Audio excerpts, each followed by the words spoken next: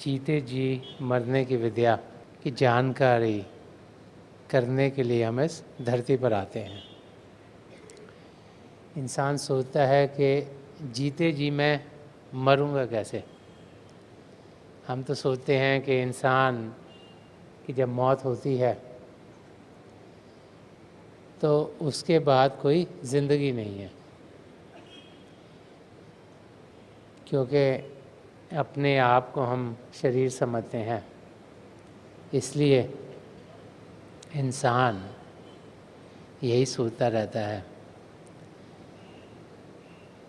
कि एक बारी मौत हो गई तो फिर सब कुछ ख़त्म हो जाएगा।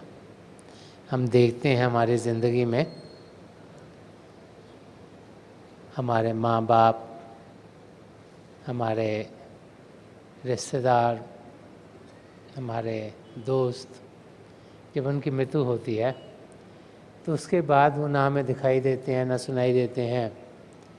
उनके शरीर को या दफना दिया जाता है या क्रीमेट किया जाता है, और इंसान के अंदर यही समझ है कि मौत हुई नहीं कि सब कुछ ख़त्म हो गया।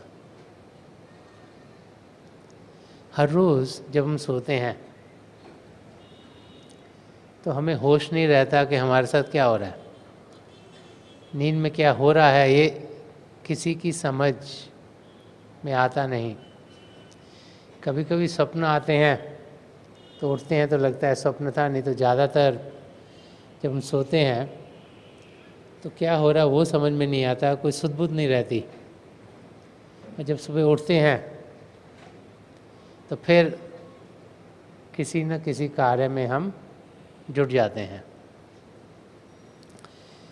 ज़िंदगी हम समझते हैं कि वो है जब हम जागे हुए हैं। ज़िंदगी वो है जिसमें हम कुछ कर रहे हैं।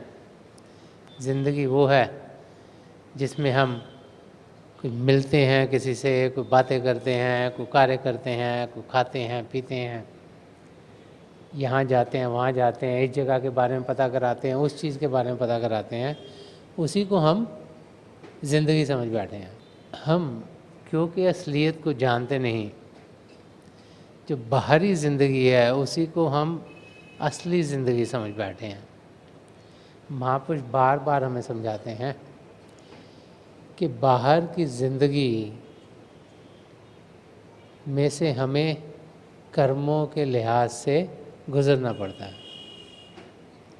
हम सबके साथ कर्म जुड़े हुए हैं और कर्मों के लिहाज से ही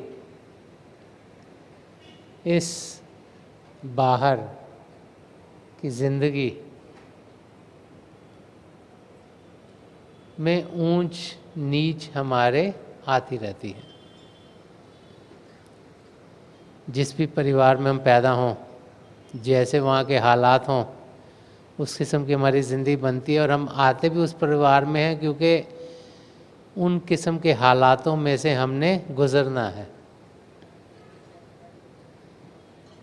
कोई गरीब घराने में पैदा होता है, कोई अमीर घराने में पैदा होता है, कोई अनपढ़ घराने में पैदा होता है, कोई पढ़े लिखों घराने में पैदा होता है, कोई एक देश में पैदा होता है, कोई दूसरे देश में पैदा होता है। जैसे जैसे हमारे कर्म हो, जिन जिन चीज़ों में से हमने गुज़रना हो, उसी किस्म के माहौल में हम आ जाते हैं। अब आप लोग टीवी पर प्रोग्राम्स देखते होंगे, मूवीज़ देखते होंगे, और आप देखते होंगे कि कई एक्टर्स और एक्ट्रेसेस हैं जो एक मूवी में एक रोल करते हैं, दूसरे में दूसरे करते हैं, तीसरे में तीसरा करते हैं, चौथे में चौथा करते हैं। वो जो एक्टर या एक्ट्रेस है वो बदलते नहीं, लेकिन उनके रोल्स बदल जाते हैं। वो क्या स्क्रीन के ऊपर कर रहे हैं वो बदल जाता है। किसी में कोई बाप बनता है, किसी में भाई बन जाता है, किसी में बेटा बन जाता है, किसी में अच्छा इंसान बनता है, किसी में बुरा बन जाता है। अलग अलग रोल्स अलग अलग एक्टर्स करते हैं, और उस फिल्म में या उस शो में या टीवी प्रोग्राम में चंद घंटों के लिए उनके इंटरैक्शंस औरों के साथ होते हैं, फिर मूवी ख़त्म कोई और मूवी बनते हैं, उसमें वो सब चीज़ें बदल जाती हैं। ऐसे ही अगर हम अपनी ज़िंदगी को समझने की कोशिश करेंगे तो हम सब इस धरती में अपने कर्मों को काटने के लिए आए, इसलिए जिसके साथ हमारा लेन देन है उसके साथ हमारी इंटरैक्शन होती है। इसीलिए किसी परिवार में हम पैदा होंगे, इसीलिए किसी देश में पैदा होंगे, इसीलिए किसी किस्म की पढ़ाई करेंगे, इसीलिए किसी किस्म के कार्य करेंगे, ताकि जिन जिन को हमने मिलना है, जिन जिन के साथ जो जो होना है, चाहे वो हमें अच्छा लगे चाहे बुरा लगे, वो हमारी ज़िंदगी में हो जाए। तो हर एक जीव की कोई ना कोई फिल्म चल रही है, कोई ना कोई मूवी चल रही है, और जब इंसान की मौत होती है वो मूवी ख़त्म हो गई, कोई और चलनी शुरू हो जाती है। अगर असलियत को जाना नहीं तो फिर एक मूवी ख़त्म होगी, दूसरी में एक्टिंग करनी पड़ेगी, दूसरी ख़त्म होगी, तीसरी में करनी पड़ेगी, तीसरी ख़त्म होगी, चौथी में करनी पड़ेगी। बार बार बार हमें अपने कर्मों के लिहाज से इस धरती पर आना होगा और अलग अलग रोल्स को निभाना होगा। तो मौत क्या है, अगर इसे हम जान लें और हमें समझ में आ जाए कि मौत के समय में क्या होता है, तो फिर असलियत की जानकारी हमें होनी शुरू हो जाएगी। मौत एक सीन को बदलना है, एक से दूसरी एग्जिस्टेंस में जाना है। उसमें कुछ ऐसा नहीं कि सब कुछ ख़त्म होगा, मगर ऐसा है कि एक एक्ट ख़त्म हुआ और कोई और शुरू होने वाला है। अब अगर हमें मालूम हो कि अगला एक्ट हमारा क्या होगा, तो उसके लिए हम प्रिपेयर कर सकते हैं। तो उसको जानने के लिए अगर इस जीवन में हम कोई कोशिश ना करें तो कभी उसकी जानकारी हमें होगी नहीं। इसीलिए उस जानकारी को जो कि हमारी मौत के समय हमारे साथ होती है, जब हम वो जानकारी इस ज़िंदगी में कर लेते हैं, उसे ही जीते जी मरना कहा गया। कि हम जीते हुए जबकि हम सोचते हैं हम जीवित हैं, मरने के समय पर क्या होता, उसके बाद क्या होता, उसकी हमें जानकारी हो। तो मौत के समय होता क्या है, ये शरीर जिसमें हमारी आत्मा फंसी हुई है, जिसमें वो इन कर्मों को करने के लिए आई हुई है, जिसके ज़रिए हमारा ध्यान बाहर की दुनिया में दिन ब दिन बढ़ता चला जा रहा है। इस शरीर को हमारी आत्मा, हमारी रूह सदा सदा के लिए त्याग देती, छोड़ देती है। जो बंधन हमारे शरीर के हैं और उसके साथ हमारे मन के हैं, वो आत्मा से हट जाते हैं और फिर आत्मा अपने आप को उस निरोल अवस्था में पाती है जिसमें पाकर असलियत क्या है वो हमारे सामने खुद ब खुद खुलनी शुरू हो जाती है। असलियत ये है कि हम शरीर नहीं, हम आत्मा हैं। वो आत्मा परमात्मा का अंश है, वो आत्मा चेतन है, वो आत्मा प्रभु के प्रेम से भरपूर है। उस आत्मा की जानकारी जब हम इस शरीर में होते हैं तो की जा सकती है। उसकी जानकारी जब हम करते हैं उसे ही पराविद्या कहा गया है कि ये दूसरे जहाँ की जानकारी है।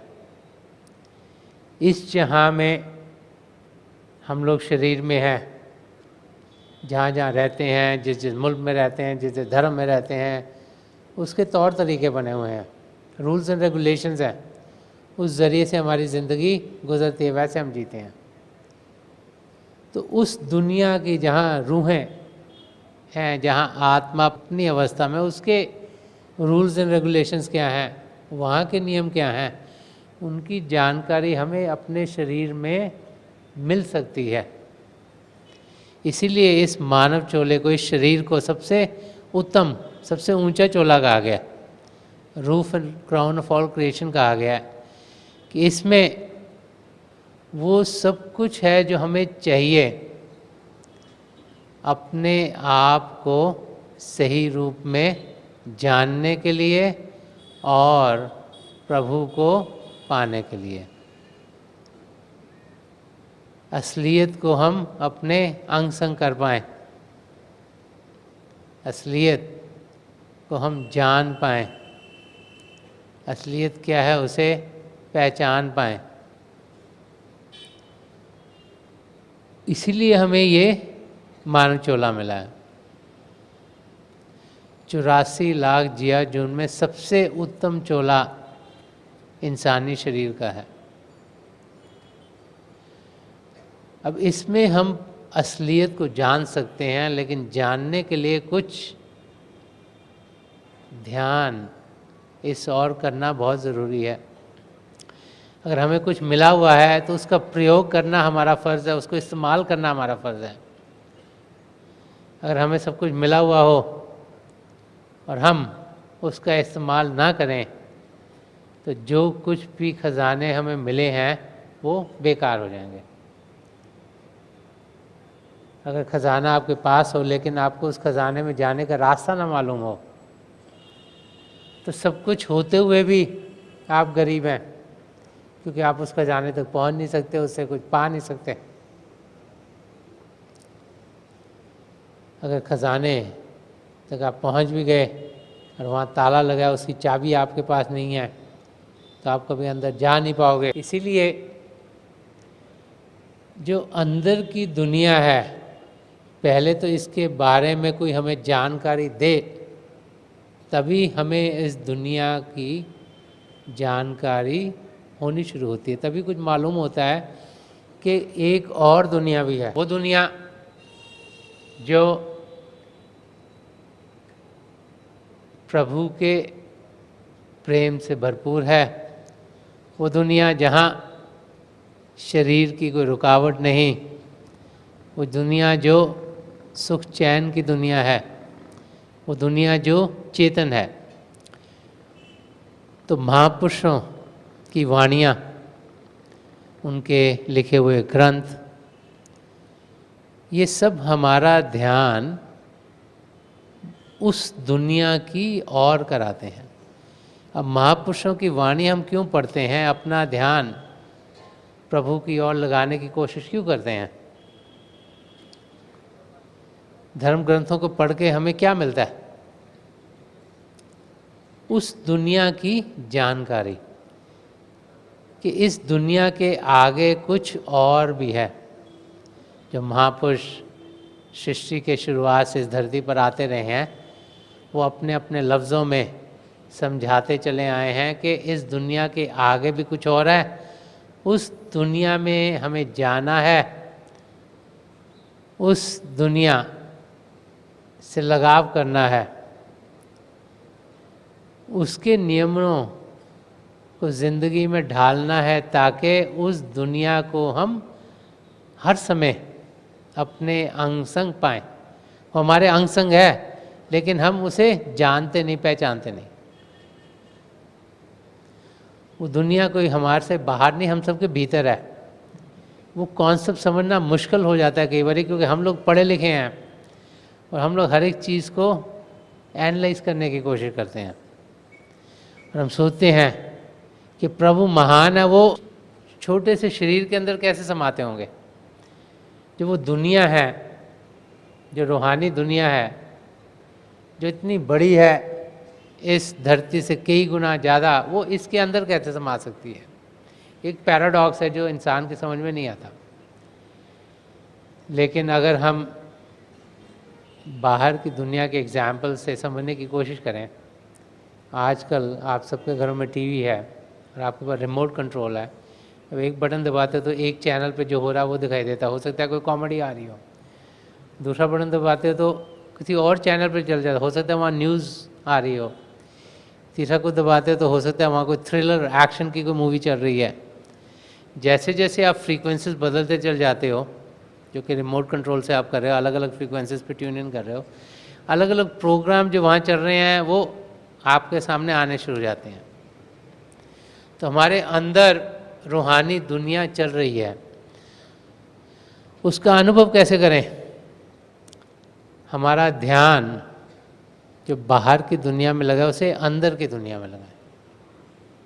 इस समय हम मन इंद्रियों के घाट पर जी रहे हैं। इंद्रियों के ज़रिए हमारा ध्यान, जो कि हमारी आत्मा का भारी रूप है, बाहर की दुनिया में जा रहा है। उसे हमने अंदर की दुनिया में पहुंचाना है। और अंदर की दुनिया में ध्यान टिकाने के लिए तरीका बहुत ही आसान है। हम ऐसी जगह ढूंढें जहाँ शोरगुल नहीं हो रहा हो, आवाज़ें ना हो, जगह शांत हो, तो फिर सुनने की इंद्री आसानी से खिंच जाती है। जब हम ध्यान अंदर की ओर बिठाने के लिए इकट्ठे हों तो चाहे हज़ारों की तादाद में हम बैठे हों, हम बैठ सकते हैं, क्योंकि हम सब के अंदर प्रभु बस रहे हैं। हम सब उस दुनिया को अपने अंदर पा सकते हैं, ताकि हम डिस्टर्ब ना हों। कोई और अगर हिले तो हमें डिस्ट्रैक्शन ना हो। इसलिए हम जब बैठते हैं तो देखते हैं कि शरीर का कोई भी हिस्सा किसी और को लग ना रहा हो। अगर लगेगा तो फिर हम असलियत को पा नहीं सकेंगे और डिस्ट्रैक्ट हो जाएंगे, क्योंकि अगर वो इंसान हिलेगा तो हमारा ध्यान टिक नहीं पाएगा। इसीलिए जब भी हम बैठें देखें कि शरीर का हिस्सा किसी को लग नहीं रहा, तो जो स्पर्श की इंद्रिय है, फीलिंग्स ऑफ टच है, सेंस ऑफ टच है, वो अंदर की ओर खिंच जाती है। हम जब ध्यान टिकाने के लिए बैठेंगे तो खाएं पिएंगे नहीं, ताकि चखने की इंद्रिय अंदर को खिंच गई। हम एटमॉस्फेयर को बदलते नहीं, ताकि सूंघने की इंद्रिय अंदर को खिंच जाए। फिर आंखें बंद करते हैं तो देखने की इंद्रिय अंदर को खिंच जाती है। तो कोई एक शांत जगह ढूंढ के अगर बैठ के आंखें बंद करें तो पांचों इंद्रियां आसानी से अंदर की ओर खिंची चल जाती हैं।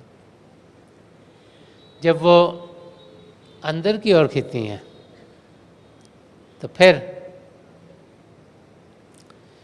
जो हमारी सूरत की धारा है वो इकट्ठी होनी शुरू हो जाती है, और इकट्ठी होकर यहाँ शिव नेत्र पर 10वें द्वार पर एकाग्र होती है। और मौत के समय क्या होता है, ये हमारे सामने खुलना शुरू हो जाता है। तो इसे ही जीते जी मरना कहते हैं, कि हम इस शरीर में हैं लेकिन अभ्यास कर रहे हैं ताकि इसे ऊपर उड़ जाए, और जो मौत के समय पर होता है, उसके बाद होता है, उसकी जानकारी इस शरीर में होते हुए पा सकें, आत्मा का अनुभव कर सकें। इसलिए इसे रूहानियत कहते हैं, कि रूह के बारे में जानकारी कर पाएं, असलियत को जाने। तब हमें अनुभव होता है कि हम प्रभु से अलग नहीं, उन्हीं के अंश हैं। जिसे सेल्फ रियलाइजेशन कहा गया है कि हम कौन हैं, प्रभु के अंश। गॉड रियलाइजेशन है कि हमारी आत्मा फिर प्रभु में लीन हो जाए, ताकि हम प्रभु को पालें। इसी मकसद से हम सब इस इंसानी चोले में आए हैं।